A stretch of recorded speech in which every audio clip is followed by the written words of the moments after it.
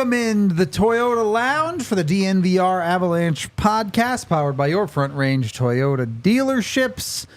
Free agency day one. It's not over yet, but a lot of the heavy lifting has already been done. I'm going to be honest. I think a lot of teams made mistakes today. The Avs were not one of them. They do every July 1st. Yeah. Yeah. You can torpedo some teams on July 1st. That's to be sure. The Avs, I think, did a lot of smart business, though. Yeah. No. Yeah. Not saying they're done. They have more work to do this offseason. It remains an incomplete roster. And we'll get into that, as well as what they did today.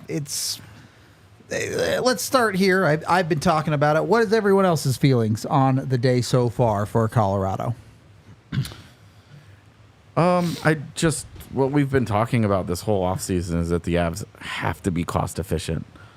And I think so far they've accomplished that. Still would agree. More time for them to not do that. Yeah, to make a deal that confuses all of us, but really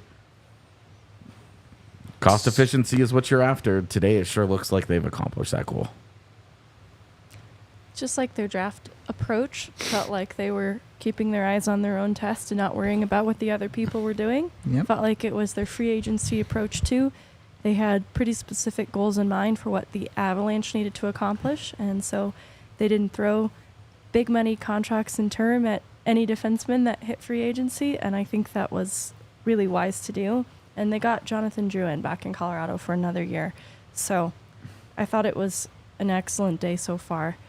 And we've watched the Avs later on into the offseason find extremely valuable deals for players. So the parts of the lineup that need to be filled in still, I have every confidence that they're going to wait it out and not act from a place of desperation and continue to find high-value deals. They weren't going to be on in that crazy shopping. We knew that, right? I mean, and thank God. Teams made mistakes today. We all know that. Everybody makes mistakes. It is just the best single number one day that you make mistakes in the National Hockey League. So it's today. History proves it. It's not just me comment. It's the truth. I think the Avs are, and we've been talking about this since, it happened from Chris McFarland's mouth to everybody. They're handcuffed with the Val situation and the Gabe situation, and that's okay. I think what they had to do today, they did it. They nailed it. Drouin was number one thing. They did it. Adding a defenseman, they did it. Starting to add some depth a little bit. They did it. They'll be patient, like Megan just said. They'll be fine. There's still some guys out there. They will find some good deals.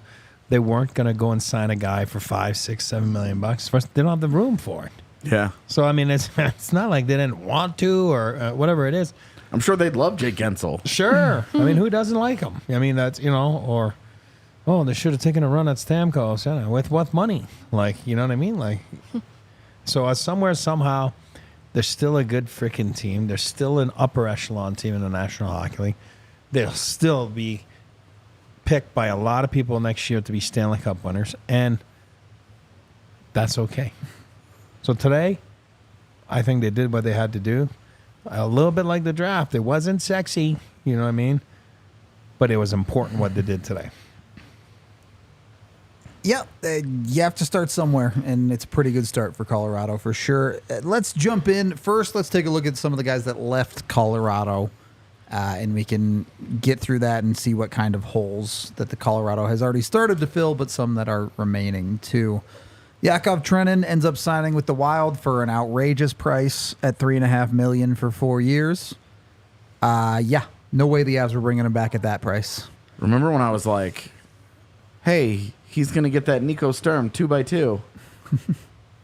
What? A little more than that. Is this a little contract? More than that.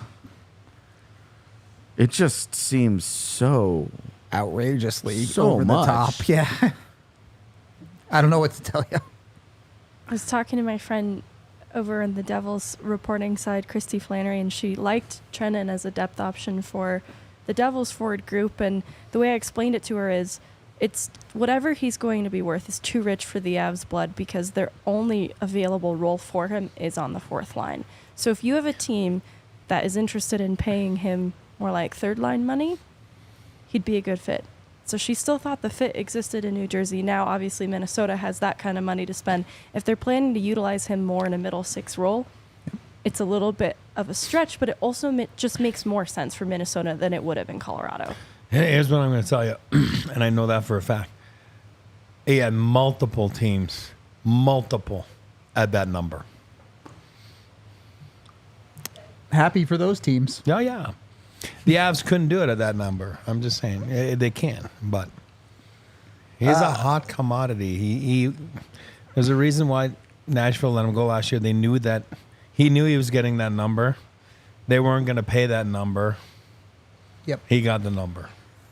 Also, really, to me, his best work in the NHL has come as a wing. Yep. He's being signed in Minnesota to be a wing. The Avs paid a hefty enough price for him to come in here and then played him out of position the entire time. They did. It was a choice. Yeah. He had moments, like there were times where he looked great. Yep. And then he had plenty of others where you were just like, man. Blended in. Then you had not Calvin DeHaan. That's a guy they signed. Then you had Brandon Duhaime, 2 years, $1.85 million for him in Washington. Just didn't make sense for the Avs at that price point. If he wanted like $1 million, Colorado probably would have been interested. But for a fourth line guy at close to $2 million, given Colorado's cap situation, it just doesn't make a ton of sense. I know we're going to talk probably too much about him, but Kiviranta comes back to Colorado for $775K. Yep. Duhaime gets paid 1.1 more To do essentially the same thing. How much better is Duhaime than Kiviranta? Is it $1 million better? No. And that's free agency for you. Because I like Duhaime more than Kiviranta, but for that money, I don't. Here's what I'll say about Duhaime, though. I thought I loved the acquisition. I loved it. I was really excited. I've seen him in his environment where he's got a lot more bite than what he showed here. I would have liked to seen a little bit more when he was here. Sometimes you get traded, sometimes you're not yourself, and it takes a little bit of time. And I don't feel that he was himself. I don't think that he looked like himself. And sometimes it's just a question of, I don't know, you just don't fit. But I thought he was below average when he was here. And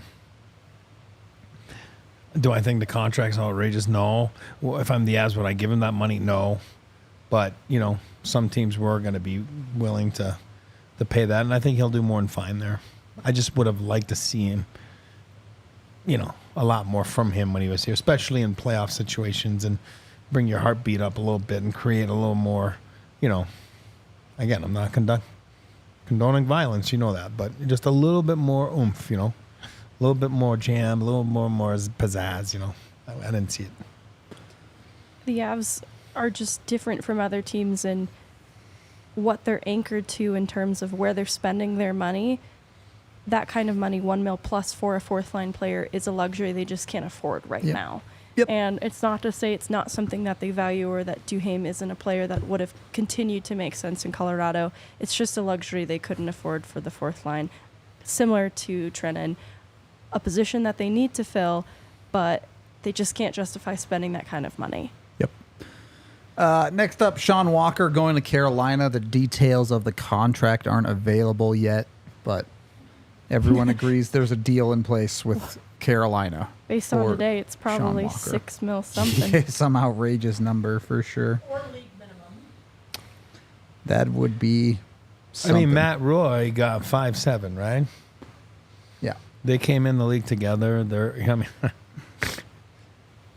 There's no way he got below that. DeHaan, maybe one of the guys that leaves a little bit more of a hole in the Avs lineup. on that bottom pairing of the defense. Walker. So did I say Walker. DeHaan again? God, Walker. Dude, clearly, I have Calvin DeHaan on my mind. Walker. Sean Walker. Can you bring that list back up, Tiff? Please, for our sake. I do like that list. That's He's good. throwing different names everywhere right I now. know. I can't even say people's names right, so we need the list. And then Riley Tuff to do the Bruins. Who really cares? That was more of the, because a large portion of our listeners ask about Riley Tufte all True. the time. That's true. It's fine. He's going to clear waivers in September, October, and Of course, he'll they're go to Providence. And yeah. He'll play down there and be a good AHLer again. Sure, yeah. There are a couple others, obviously, but this isn't necessarily free agents with Cogliano and Parise retiring, and then Jack Johnson is a free agent that is still unsigned as of this moment. So So is Caleb Jones. true, The fact that they're not re-signed tells you that probably not coming back. Yeah, they're certainly not in Plan A yeah, territory for the Avs. So we see this every year. It's a long summer. You never know how it's going to go. You get to training camp. Some guys don't have jobs. Good Especially- guys. Hopefully, they find takers too. You know what I mean? So And especially for the Avs, they have PTOs that show up out of nowhere. Every Every training year, camp, yep. you get a couple where you're like, huh, that's a guy. okay, cool. Yep. So we'll see. But at the moment, it doesn't look like those guys are, Part of the yeah, equation. they're not in a hurry. Yeah. On the flip side, we do have the Avs incoming guys, where I can actually get to say Calvin DeHaan's name. But Jonathan Drouin returns on a 1 year, $2.5 million deal. Yoel Kiviranta returns on a 1 year deal that doesn't have official money, but it's going to be like $800K. It was at 775. There you go. As we were walking down here. Yep. over 5. Yeah. Calvin Whatever. DeHaan, a 1 year, $800K, and Jacob MacDonald, a 2 year, $775K. Which we'll dive a little bit deeper into all of these guys in just a second. But with those four in the lineup, you look at it, and realistically, what the Avs still have to fill is at very least one more forward, probably two more forwards, probably another defenseman, and then a third goaltender. Yeah. Do you guys have confidence the Avs can get that stuff done? Yeah. Okay. It's not hard work. Like, this isn't the, I hear you. like, this isn't the, oh, God, how are we going to find this guy? What are we going to do here? Like, December 5th of last year, we're looking around going, Jesus, what are they going to do about the 2C thing? Yep. That's a really important spot. So they need a third pairing defenseman, and they need fourth line guys. Yep. Like true blue fourth line guys, because there are internal options that exist right now that you could slate as like the 13th forward already. Sure. And I think, just to be clear, I'd like to see them target somebody that's more full-time NHL Sure. fourth line player. A center specifically, probably. That's where I'd like to see them, because that's probably going to be where they have to spend more of that money. Yep. Yeah, they clearly need a fourth line center, but it's January 1st. There's time. There's time. They'll have some guys targeted. They have plans, you know what I mean? And then, free agency is not that easy to, I got to clarify that. People sometimes think like, oh my God, like, use your boy, the Rudo, French kid that was in Nashville this year. Do you know? No. Actually, he's French name. He's not French. Beauvillier. People, yeah, sure. How do you know they didn't give him a deal like that? Sure. And the kid, when you're free like this, you choose what's the best situation for yourself. So that doesn't mean that he didn't have any other offer. And I'm not saying the Avs offered him this. I'm just using that as an example. So, the Avs have targeted some people to fill in that role. Who knows what's going to happen with those targets? Do they have trade targets for guys in that role? Probably, but then obviously looking at free agency first, because you don't have to give up an asset for. they'll figure it out. They saw that there was a hole last year. They saw that now you've lost,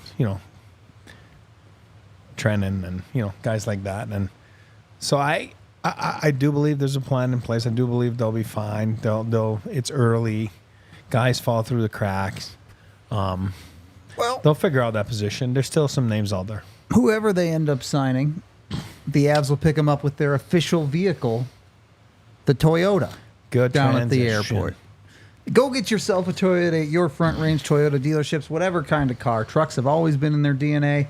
They've got the Tundra, they've got the Tacoma, and they even have other vehicles as well. If you like SUV styles, they've got their Land Cruiser, of course, the 4Runner.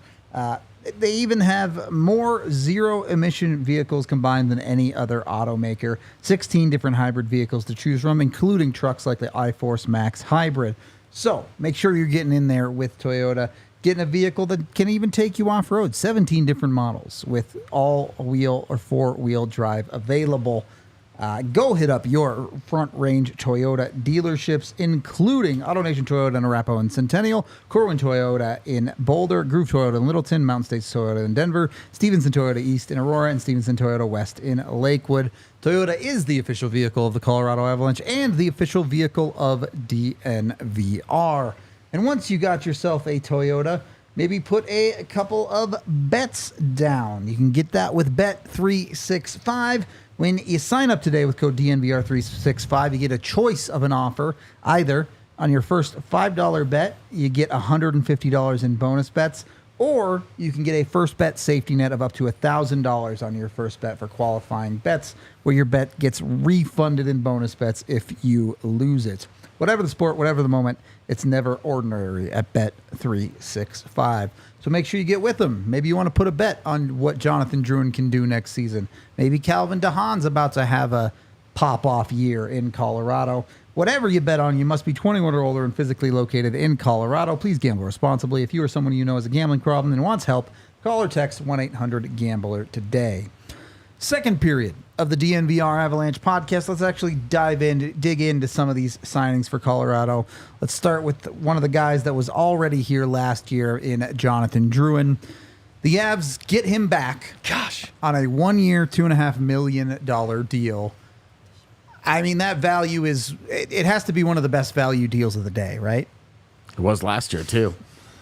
True. One really good year got him a raise. Not as big of a raise as you might have thought. All the way to 2.5. Yeah. No, this is a great deal for both of them. I think it shows that Drouin just badly wanted to stay here, and the Avs badly wanted to make it work. And for Drouin, this is more of a, I'm gonna give you guys a discount for a year, and then when all this cap stuff is sorted out next season, it's my time. We'll get you. Yeah. He has to have another good year, obviously. Of course. He's gotta do his thing. But as long as he's just the guy he was for the last 70 games last season, he will be just fine. And the Avs will be just fine. He was really good in all three of those playoff games. I'm going to Until he ran interrupt out of you gas. just to make Eric sad. You heard my woof. I did. Vinny Desharnais, 2 years, $2 million to the Canucks. That's what we thought, $2 million. Yep. Anyway, Yeah. back to Drouin. Look, this is not a normal contract. This isn't something that Chris MacFarland could have done with random free agent that didn't play for the Avalanche last year. Yeah. There was a level of a relationship here that allowed this to be possible. Nonetheless, still great business from MacFarland, right? Well, for me, that was what they had to do today. I think I'm not the only one that thinks that way. They needed to get that done. Doing that was a win day for the Avalanche today because, personally became one of my favorite players this year, and I didn't see it. I was wrong. I didn't see it. I disagreed with everyone on this panel, and especially AJ with his Mozart or whatever you call Shakespeare. that. Shakespeare, sorry. Same thing. Analogy, I didn't like it, but I tip my hat off to him. He played hockey the right way. And when you play hockey the right way, you get rewarded. It's funny, you think you're going to cheat and then you're going to actually produce more. When actually, if you play the right way and you don't cheat, he has his best career year, right? So there is a method to the science. I mean, there's a little. Is that how you say science or method to the madness? There you go. Sorry, not science, but whatever. It's not rocket science. How's that? So I like it. I think it was important. I think it's important for next year. I think it's a big piece to go with Mac and if he's with them or not, but it's on the power play. He just adds a guy that. This adds a guy that learned a lot last year about himself and learned a lot about being an Avalanche. Now this is year 2. I agree with you. Let's get going here, and then hopefully you remember what I did today, and we have an even better marriage, down the road. So we'll leave it at that. But that's I think that was a great deal of business from the player, from the team, from the agent. Alan Walsh catches a lot of flack. It catches a lot of flack from people, Right there, it tells you that have the best interests for for his client, what's best for him. We all know we don't have to talk about again what he's been through the last few years. So I think that was really cool for all 3 people involved, meaning the agent, the team, and the player, to come up with something like this, and kudos to everybody. And that was the order of business that the Avs had to do today, and they nailed it.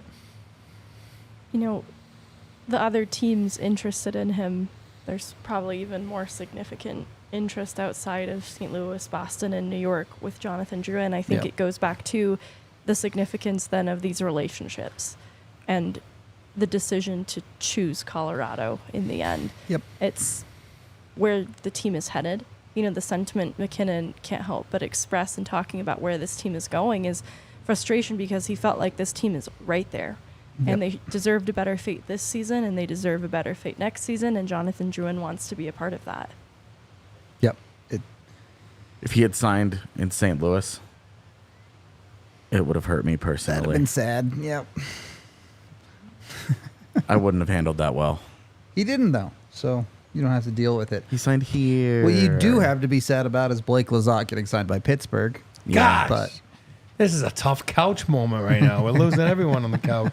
All right. Tiff, so can we go back upstairs right now? Let's hear that Walker contract, too. yeah, Walker, Hey. 5 years, 3.6. That is a good number. I'm That's a good sorry. number. Compared to some of the D contracts that got signed this Guys, I I just thought it said was 2 gonna be minutes ago. Crazy. I just said 2 minutes ago it's going to be like Matt Roy. Why would whatever.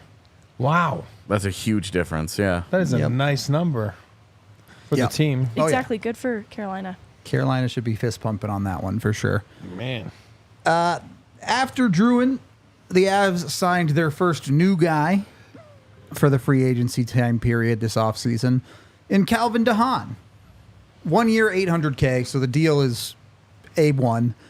A guy that we have talked about for multiple years as a potential target for Colorado on this podcast, whether it be trade deadline or otherwise. AJ, this is your baby. This is the one you've wanted for a decade, so... This was satisfying. It's been a long time coming for this one. Long time coming for this one. No, Calvin Haan was just... it's the right time for him. While he's taking cheap-ass contracts to come play in Colorado. Good defensive defenseman. He is rugged, physical. Fits the archetype very nicely, right? Yep. Can kill penalties, and he's all about suppression. He's not going to give you any offense. Yep. He's not going to do anything in transition. Not going to get out into open spacing. You're going to go, wow, what's this? He is going to battle in front of his own net and hopefully make that part of the ice a little bit better, because that's one of the areas where the Avs weren't good last year. Yep. Really good was on zone entries. Really good denying them, and good on retrievals. And all of a sudden you see an Av. Yeah, exactly. So that profile, very similar to Jack Johnson's, except he's better than Jack Johnson. Certainly better at moving the puck the right direction. The area of the game that he's not better at Jack Johnson is availability. Yep. Jack Johnson, indestructible human. Will play 80 Calvin plus DeHaan- games. Calvin Haan, very destructible human. So signing him, you need to have another guy. You need to know that you're going to go to your 7th and 8th defenseman at some point this season. Yep. But fits what they needed. Good, Good veteran, bottom good- pairing guy. Yeah. Good player. And for $800,000, Easy dub. this is exactly the kind of signing that you just needed. Yep. You just had to have something like this. It feels supplemented by Jacob MacDonald coming back into the fold. Like sure. there's a guy waiting in the balance Yep. to help step up and fill in some gaps if there's some time missed from And those Calvin DeHaan. 30 games that he misses inevitably crop up for sure. I think a key part of this piece, which AJ did mention, Calvin DeHaan, a penalty killer. Yeah. The Avs D-core needed penalty killers to come in. We've talked time and time again how that Cale Makar Devon Taves penalty kill pairing together was just a problem for Colorado last season. And, still work to do. They still probably need to go out and get another defenseman. But you add DeHaan into that. You now have DeHaan, Josh Manson, and Sam Girard all going to kill penalties for you next year. You really only need that one other guy. Or you can, moonlight a Taves and Makar's there instead of... It should really be Taves. Sure. That is where you should be resting Cale Makar. I agree. DeHaan helps with that. Well, especially with Jack Johnson leaving, Yeah, That- presumably. leaves minutes that need to be replaced that For he sure. took up. Because Girard and Manson did make huge strides in taking on more PK responsibility. You just have to make up then for the lost ground if Jack Johnson does not return. Yep. He's a veteran player. He knows what he's doing. AJ likes him, so there you go. Great fit. But It's nice that they keep listening to the pod. that's it. Friend of the Pandering. pod. It really No. was 9 of 10. They lost Minus 1 point for pandering. He's Yep. he's gonna be a great fit for what he is. Like you said, he's not.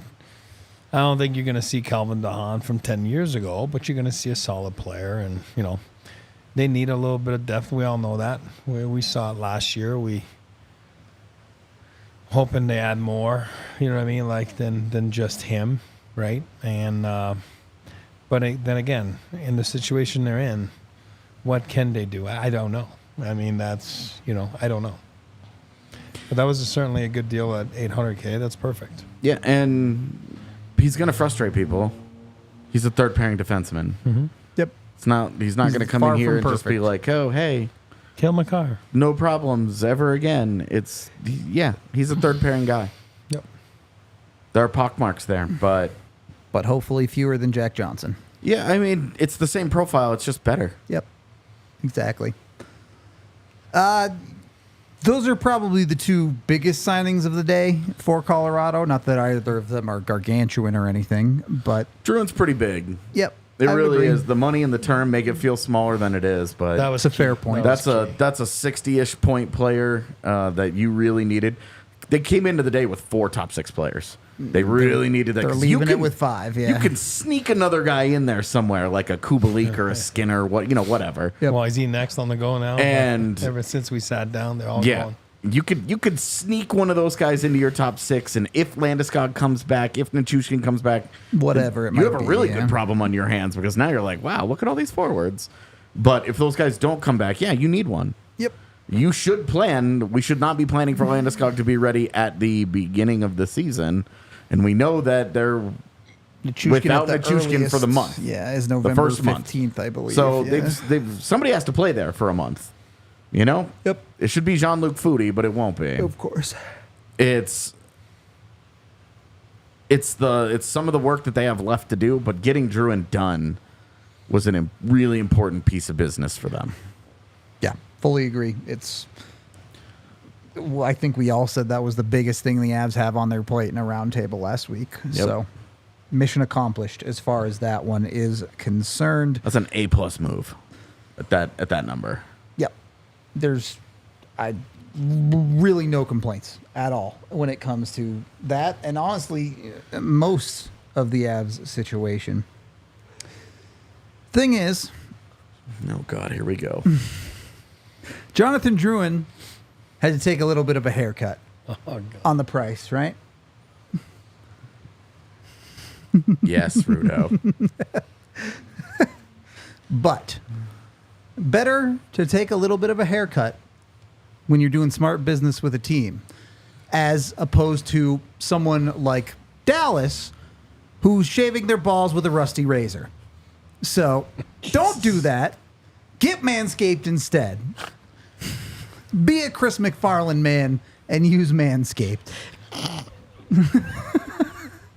Chris McFarland, we failed you. He makes smart, intelligent cuts to his roster, if you know what I'm saying. It allows for cleaner rosterbation. Bingo! There it is.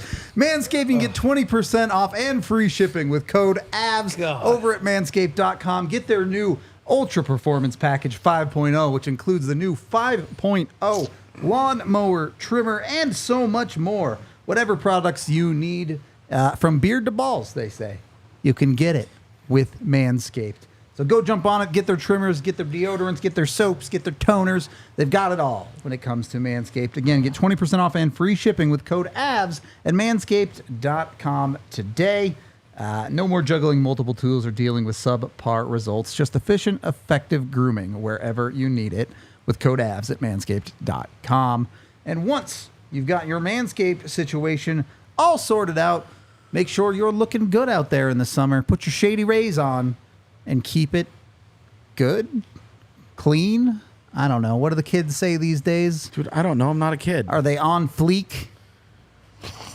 I haven't heard that. Oh, are we done with that one? Oh, no.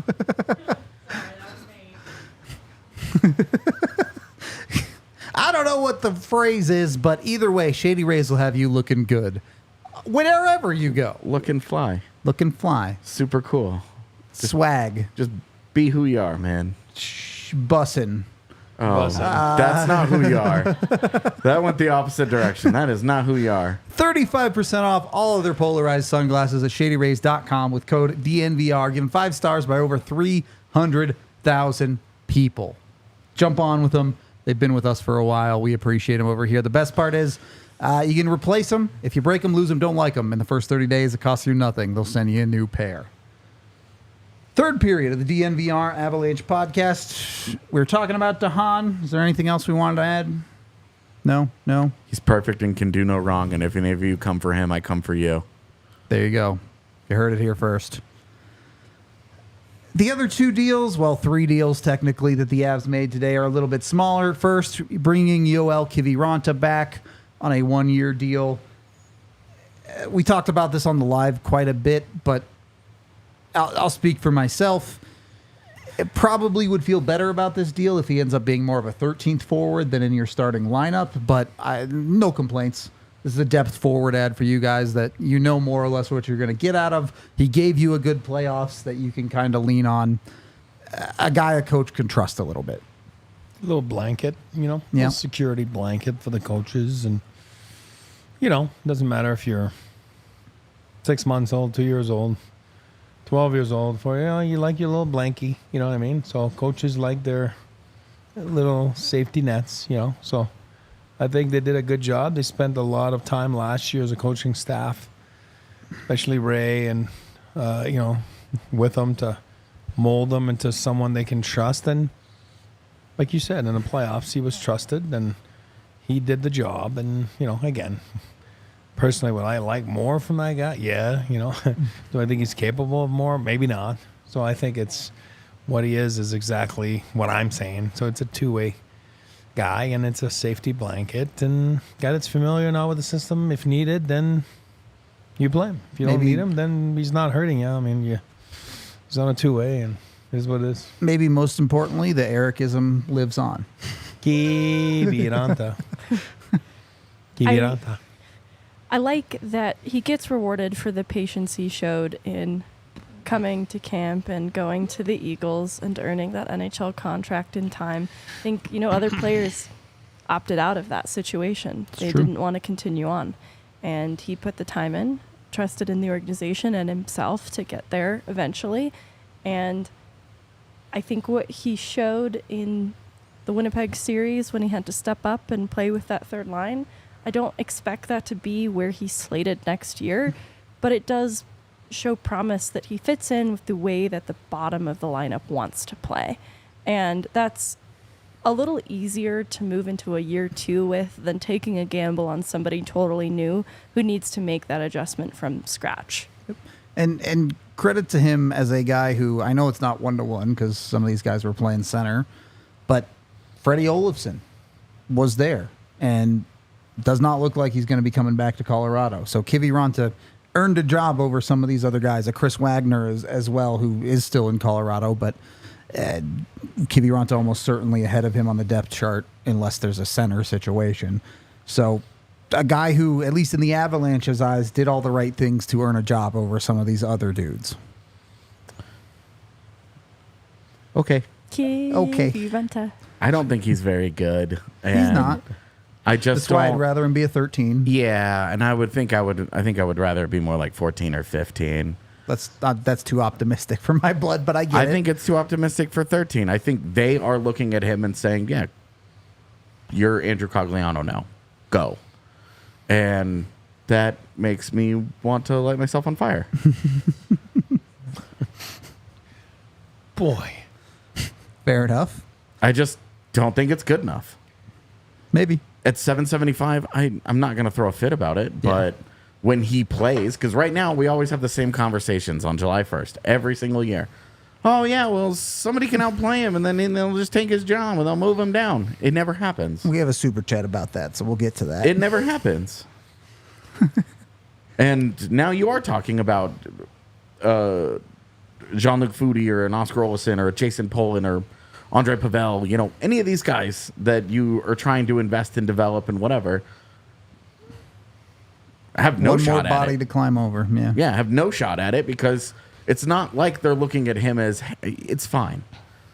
If he was getting the Chris Wagner treatment of, we'll put him here and we're going to continually try to upgrade at this position, but we know we've got this guy here, I wouldn't care at all. But it's just going to be the same as it always is with these guys where the coaching staff's going to love a guy and they're just, he's going to be your new Jack Johnson in your lineup where you're like, this is clearly the weakest link. He's going to have some good games. He's not brutally bad or anything. You're not looking at him going, you're the worst player in the NHL, but he's just not very good for the vast majority of the time he's out there. The best you're hoping for is neutrality. And I would take that if I get it out of him. Exactly. That's exactly what I'm saying.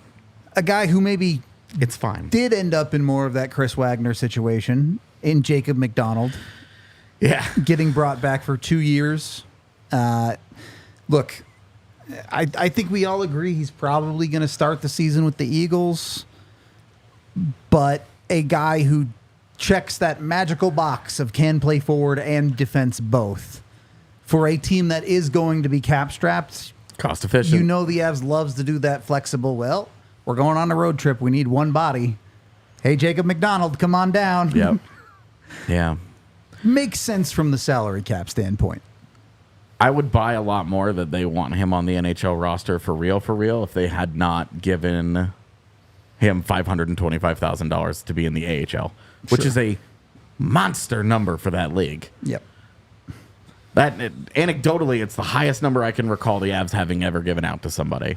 I know they've given a few 400Ks. 400 is usually where they give like their tip top AHL guys. For them to give him 525 is a monster AHL number. Yep. After everything shakes out,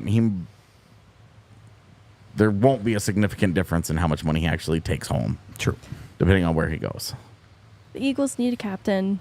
Brad Hunt, his future has not been decided yet. And I think the organization learned a lesson after the year where guys like McNabb, MacDonald were tied up significantly. Yep. The Eagles without a captain was too much. Problem, And yeah. so they made a point to the next year have Brad Hunt more or less be a full-time AHL player so that the Eagles had a captain. I think it just makes sense that they're anticipating MacDonald will spend more time in Loveland than not. Especially if Brad Hunt doesn't return, they do value having a player like that to help mold some of the younger guys. And Brad Hunt did that really well, and Jacob MacDonald did it really well before him. Yep. Good depth signing. I mean, that's. I agree with Rudo. It's on a need basis, if you. It's also a guy that has some familiarity with your systems, right? They know him. Good person. He's a good player. He's a good call. I mean, he's going to clear waivers.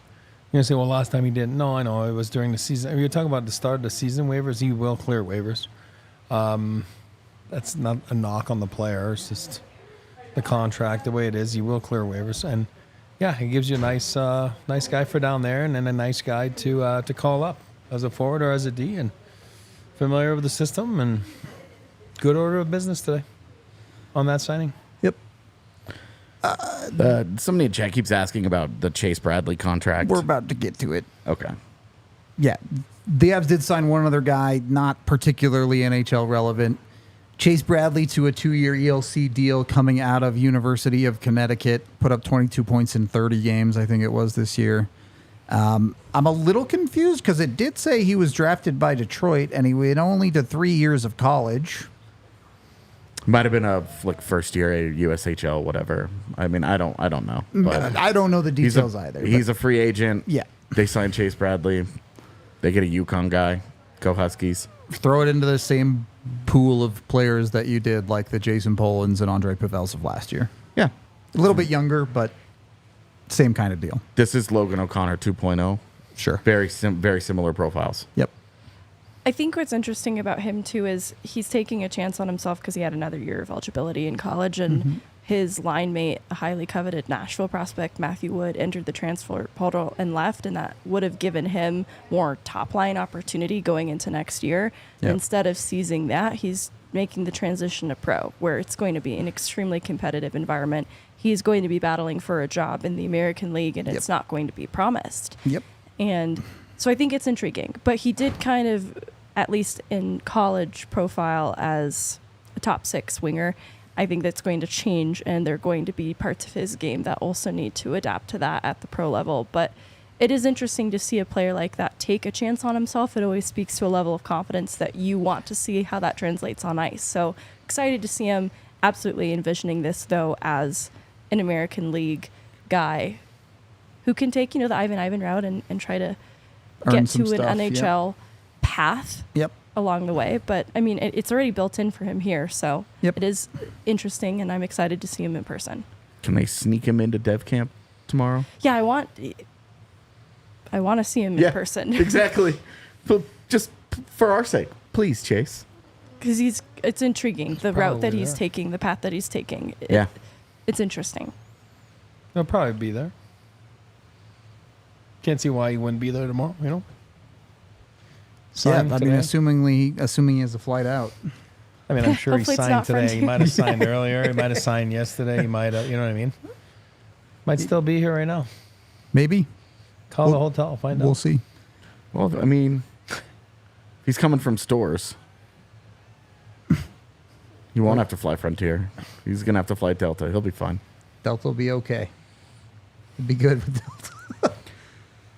Or Southwest. I flew Southwest to Connecticut. Southwest would be fine, too, yeah.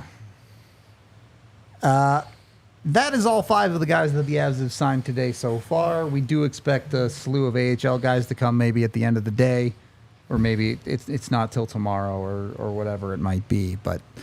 And then we mentioned they do have more work to do at some point with some forwards and defensemen, and probably a third goaltender still to sign. So it's not like the Avs are done, but the work they have done, I think you have to feel pretty darn good about.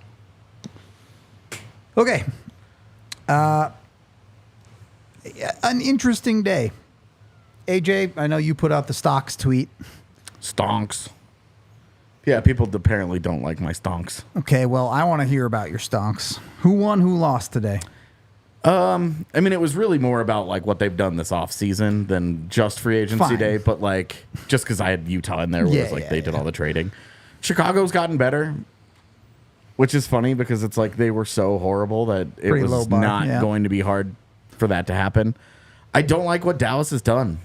I agree. And it's not that it's not that I think Matt Dumba and Ilya Lyubushkin are bad players, but you're swapping out Chris Tanev and Yanni Hakanpää for those two guys, and those two guys are going to cost you $7 million. Yep. That's a lot of money for those two. That's a lot of money for those two. Those are both third pairing guys. Matt Dumba got more than Sean Walker. I know, that's why I'm like, That the Walker number is wrong. Is a hell of a way to look at that. That makes me feel even better for Carolina and even worse for Dallas. But you look at right now, Calvin DeHaan, Sam Malinsky as a third pairing, just over $1.6 million. Yep. Matt Dumba, Ilya Lyubushkin, $7 million. $7 million. Assuming they play together. They're not. If they don't, then Jesus. They're not $5.4 million better than the Avs third pair. Leave my Lyubushkin alone. And I like Lyubushkin. Yeah, I have been the big pro Lyubushkin Lyubushkin for many years, but he's a $1.5 million caliber defenseman. Right. That Not is crazy Three money and for a him. quarter, yeah, for multiple years. He's going to make more money than Jeff Petrie, and they're all bad together. Like they should not. They're rotational guys. Yep. Agreed. They're rotational guys, and they're not getting paid like it. And multiple years. It's not a Yep. It's a commitment. not a 1 year like Jason Zucker got 1 year $5 million again. But Cool. as long as you're under the cap, that dollar amount is almost irrelevant on a 1 year deal. But I don't like that. It's not that they don't have players there, but it's that the players that they've committed to are very questionable. yep. So I don't like that.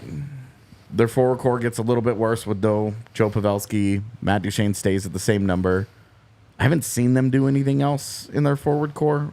I haven't noticed any. So they get forward stuff, yeah. they go from Hakanpää, Suter, Tanev to adding Lyubushkin and Dumba. And I just don't think that's better. Yeah, that face exactly. I agree, G.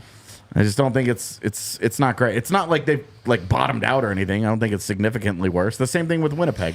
Don't you forget Brendan Smith. True. I did actually. So, my bad. They did bring back Lundqvist as well. But Yeah. But with like Winnipeg trades a first round pick for Sean Monahan. That's their second line center, and now he walks. Brendan Dillon walks. What are they going to do there? So, something. yeah, right now they haven't filled those spots. They've signed Keppo Kakkonen and Eric Comrie for their goaltending position. Neat. Yeah, like you're like, okay, you signed the position in which your best player just won the Vezina. All right. But at least they have Rucker McGroarty. Who's not going to their camp, by the way. No surprise, but he's not going to their camp. and Ehlers. Yeah, that continues. Yikes, dude. Winnipeg down bad. Yeah, so I do feel bad for them. There's this mass exodus and then this uncertainty of, can we get guys to play here? which is weird because last year they re-signed Scheifele and Hellebuck, and all of us, everybody's throwing a party like, see, the Jets can keep players, and then this happens, and you're like, maybe those guys are weirdos. Little What's premature. the Yukon guy's name again? Last name? Chase Bradley. So Winnipeg's a little bit worse. Dallas is a little bit worse. Colorado's probably a little bit worse just because they still have question marks on their roster. Just an incomplete more than Yeah. anything. Yeah. Same thing with Winnipeg. Fair. A little bit worse. Nashville, significantly better. Yep. With an asterisk of Stamkos, Marchessault, and Brady Shea is a lot of money Yep. and a lot of term. Yep. Stamkos and Marchessault are getting a little older, 34 and 33, I think, and you're now going to be paying them for a while. deep into their 30s. Yep. And Steven Stamkos at 5v5 has fallen off hard. Still great on a power play. He should be fine, but going from Ryan O'Reilly or going from Nikita Kucherov to Ryan O'Reilly as your power play Guy. guy is a downgrade. Yep. Hey, I know. careful. Marchessault Stamkos make them better. Brady Shea For sure. makes them better. But now they have spent a shitload of money with that and the Saros extension, bringing back Alexander Carrier. It all added up to, and that's a ton of money that they just spent. Yep. They've got to do something in the next 2 or 3 years. Otherwise, Because they're pretty committed to each of these past this season. So, like, this year coming up, it looks great on paper. It's just a little risky with the commitment they've made to all of these players. Yep. 4 years for Stamkos, too. And for the record, with all these moves, with 20 players on their roster, which is a full roster, but no scratches, they're sitting at 87.4. So they really only have 600K to fiddle with on that roster. And I believe they still need a backup goaltender because Lankinen left. They might have just a backup. Didn't they on sign here. Woodley? Wedgwood? Wedgwood? Yep, they I do mean have Woodley. Wedgwood on here. Wedgwood. Same 1.5. thing, W. Wedgwood Okay. is their backup for 2 years. All right. So that's fine. But not don't love that. Not great for the Avs to see a team get better in this Like in division. significantly Yeah. better. Yeah. So 'cause they you're not going to you would like it if it was on your team, but what Stamkos, Marchessault, and O'Reilly bring, Nashville desperately needed. Yep. And it's not going to be fun to play opposite of. Nope. Yeah, Brady Shea's a sneaky good ad there as a guy who was really good in Carolina.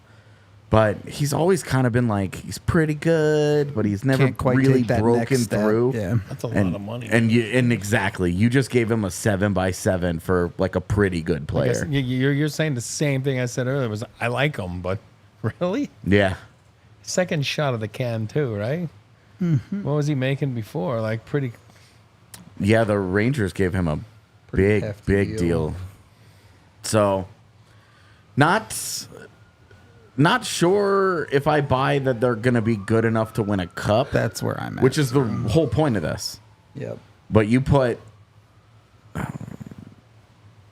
you have O'Reilly there. You have my guy Tommy Novak, Stamkos, Marchessault, Philip Forsberg, Oh, you got a good team. Gus Nyquist. It's a good team. P.S. You filled up your lineup. Just go ahead and send Phil Tomasino our way. Yeah, You don't need him anymore. So straight up. I'd rather he steal Jean-Luc Foudy's job than Yoel Kiviranta. yep. It's fine with me. Rounding out the rest of the division, St. Louis basically didn't do anything. Yeah, they traded away Kevin Hayes, and I don't think they've done anything significant in free agency. Yep. I think they signed like one guy, but it wasn't very big. So neat. Yeah. On St. Louis's side. Minnesota did the weird thing with Yakov Trenin at away overpay. Haven't done a ton else. Who am I forgetting? Oh, yeah, Utah. Utah has been all over the place this offseason as a whole. Kevin Stenlund and Nick Bukestad down the middle. Big dudes. Large. Yeah.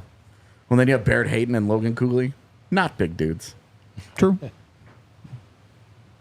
Neat. Obviously, the Sergachev and John Yeah. Marino additions A lot instantly of, make them better. A lot of Better. quality construction on the defensive end for that Yeah. team. I love what they did with the draft. The side of pick things. stuff Yes. and yeah.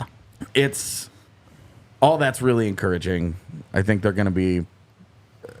They should be Build on last year's Arizona like team. push that- for the postseason. a team that was in the postseason conversation until about February when they imploded last year. Might be a team that continues to stay all the way in that conversation. Yeah. So, Chicago gets better because they've almost had no choice. Yep. You can only go up from here, baby. Is that every? I feel like I'm missing someone, but I don't think The I am. Tara Vinen thing was strange to me. Just the term of it, the 3 years. Yeah, why not more? But I'm not surprised to see a lot of 3-year deals. That's when the next CBA ends, Yeah. and cap go boom. yeah, you never know. So, I think there's some solid planning. By the players, at least. Yeah. But Well, I think the teams are like, yeah, we're fine. make it work. Yeah. So we'll see. With an incomplete offseason so far, I would still put the Avs in the top half of the Central Division so far as NHL roster moves. Yeah, I mean, it's a min-max to go from Jack Johnson to Calvin to Haan. You keep Jonathan Drouin, that's fine. Yep. It's not that's top half, not top 3 or whatever. Yeah, but the reality is the Avalanche have a top 4 in their defense that is set. Yep. They have both of their goaltenders, and they have centers 1, 2, and 3. Yep. And they have a star player on wing in Mikko Rantanen. They're good. They're going to be good. Yep. Yep. Just a couple more pieces around the edges that's all they really need. Yeah. At this And point. he's navigating a genuinely unprecedented situation with Nichushkin and Landeskog happening at the same time. Either of these situations happening on their own is frustrating, but to Together happen is simultaneously crazy. is Yeah. crazy. Not fun. I think it's hard. Like, they didn't get better; they stayed the same. I don't think that's necessarily an incorrect analysis, but I do think it's underselling Jonathan Drouin coming back on a 1-year, $2.5 deal. That by itself is pretty impressive. Yeah.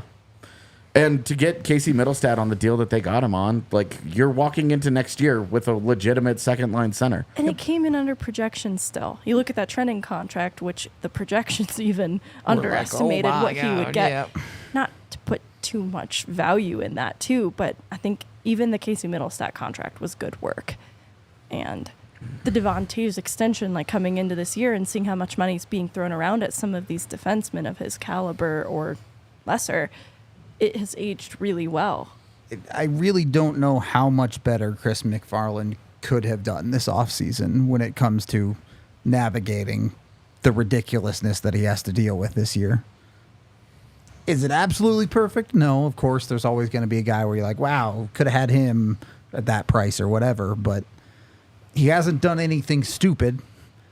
And he's had at least a couple of deals that you feel are pretty smart. Yeah, and look, this is what happens with trade deadline. When you're up against the cap, you go big at the deadline, you give up some assets, you get a handful of players, and You deal they with the leave outcome. because Yep. you can't pay them. Yep. Like, that's how this works. Should you not have done it at the deadline, you'd be flipping the fuck out about how they didn't do anything at the deadline. Yep. I know this because I was there 2 years ago when that's exactly what this fan base did. The only thing that you could possibly do is win a Stanley Cup, which he did. Mission accomplished. Yeah, and we know that he was a gigantic part of that front office. Yep. And all that credit goes to Joe Sakic. And look, Joe's great. He's done a lot of great work, but we know how involved Chris McFarland was in building that team. Yep. Won a Stanley Cup, and people think Chris McFarland doesn't know what he's doing. It's genuinely incredible. Whatever. Fan base is going to do what it's going to do. If you could only just convince every person under the sun to play for your team for the number you want them at, GM job's pretty easy. You win a lot of cups if you could do that. Yeah, GM job's real easy. That's all I had for today. Anything else you guys want to add on? No? I think we did have one super chat to talk about. I just, before we get to it real quick, we have a lot that we'll be able to get into of remaining free agents. Oh, yeah. Over the next... Yeah, just tomorrow we're going to talk a lot about the dev camp roster because for the first time ever, it's a really exciting dev camp roster. Should be a lot of fun. Looking forward to that. And then we'll be at dev camp the rest of the week. Yep. So, a lot more stuff to come. The super chat from Broker for $10 says, do you guys see any prospects making a jump to the NHL roster anytime soon, similar to how Dallas had success with some of the young guys coming up? Thanks for all your work, and you all do. Oh, I messed up that last part, but you got the gist. Depends on what you consider a prospect. Is Nikolai Kovalenko a prospect? Yes. Then, yeah, I think we'll see some of him. Everybody else, I mean, is Sam Malinsky a prospect? Because I think we'll see some of him. The rest of them, not super confident we'll see a whole lot of. Yeah. I would love to say, you know what, I hope Jean-Luc Foudy gets a chance to show whatever. I would love to say Oscar Olausson has a great year and is so good in the AHL that they have to at least give him a showing. But Kick down the door, man. yep, Kick down the door. I want Cal Ritchie to punch us in the face. I would love that. I'll stick my chin out for him even. But I just don't see him making the team. We could start out with the 4C conversation in training camp. We'll see him on ice in person for the first time this week. Yeah, that'll be the So, biggest I'm looking place forward to that. start from. Same with Barons, seeing him how he ranks among his peers here, because he should separate from his peers at Dev Camp. Yep. And that's only the first step, though. There's still some levels to Barons getting into NHL conversations. It's real hard to see any of them making the NHL jump unless they play way above expectation. Yeah. I don't see it. That's why they're gonna sign a few more depth guys, like Yep. Yeah. like we just saw, like Haan. When I say Haan, no disrespect, I'm not calling him a depth guy, but lower end, At this point in his Salary career, that's guys, what he yeah. is. Yeah. like depth in the lineup. Yep. How's that? Yep. It's just seems like the reality of where the season is going for the Avs. So that is what it is. We do have to get out of here. Like AJ said, if more signings come in, we'll talk about those tomorrow, and then it'll be onto the Dev Camp roster and all the Dev Camp stuff through the rest of this week. Oh, at some point this week, we have a big announcement to make. Yep. It's true. That's all. You'll hear that when you hear that. Yeah. Other than that, we are out of here for today. We appreciate y'all, and we will talk to you probably tomorrow. We all silly like the mayor.